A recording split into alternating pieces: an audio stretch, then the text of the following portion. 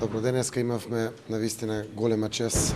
да дел од раководните структури на Стопанската комора на Македонија овозможат време, еве во неработен ден, да презентираме нашата економска програма, решенијата со кои што Македонија има намера да се посвети во функција на решавање на економските проблеми во ова наше општество. Имавме што да кажеме, но имавме што да научиме. Овде се деловни луѓе кои што дават плати, обезбедуваат даноци за државата, но и се двигатели на севкупниот развој во нашата Македонија. Она која што верувам во периодот кој што доаѓа пред нас, секако доколку ја добиеме честа и одговорноста да ја водиме државата, представува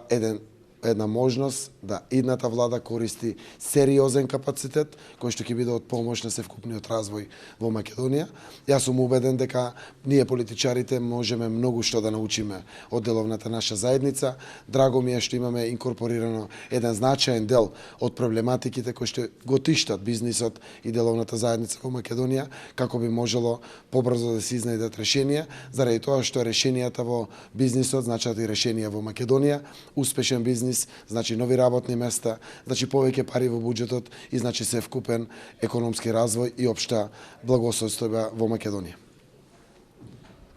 Јас сакам да се заблагодарам на Социјалдемократскиот сојуз и председателот Заев што не испочитуваа како најголема и најбројна бизнис заедница да ни ја презентираат нивната програма. Можам да кажам дека од разговорите со политичките субјекти во Македонија има една позитивна страна, има консензус околу инсталирање на бизнисот во врвот на агендата на политиката во Македонија, кое што не беше така и кое што секој ден зема се поголем замав. Тоа го потврдија денеска и представниците на Социјалдемократскиот сојуз, кои не убедија дека во врвот на нивната агенда и со преку 70% од нивната програма ќе биде бизнисот. Она што сакам да го потенцирам, тоа е дека еден бивш премиер пред 100 години британски кажа дека подобро да го имаш коморите и бизнисот како соработник во концепирањето на законите, отколку како противник во имплементацијата. Тоа е суштината на нашите разговори денеска, како сите тие добри желби со кои што настапуваме и едните другите во имплементацијата немат да бидат разочарување нити за нас, нити за политичките елити. Значи, суштината е да се зголеми степенот на одговорноста, да бизнисот биде во врвот на приоритетите, да продолжат капиталните инвестиции, да се подобри состојбата во правосудството, да се изедначат домашните со странските компании, да се даде ветар во едрата на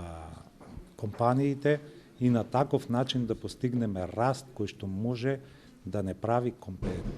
конкурентни и компетативни на другите пазари, затоа што ние сме мала земја и без тоа не можеме да одиме напред. Така да, основните заложби на комората остануваат во големата слика, дефинирани на 3 точки, на 3 столбови,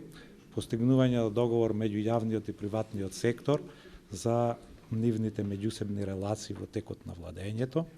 Второто е изготвување на една стратегија за долгорочен економски развој, како би се овозможила предвидливост на бизнис заедницата во креирањето на инвестиционите политики. И за тоа разговаравме дека е потребно да се направи пописот конечно во Македонија, за да може да се изработи таа стратегија во која што ќе бидат сите чинители значајни. И трето, за да не биде ова од наша страна демагогија, ние кажавме дека како најголема и најбројна бизнис заедница сме спремни да разговараме за моделирање на коморскиот систем во Македонија во функција на развој на државата. Значи, отворени сме за секаков диалог на таа тема. Така да, гледано,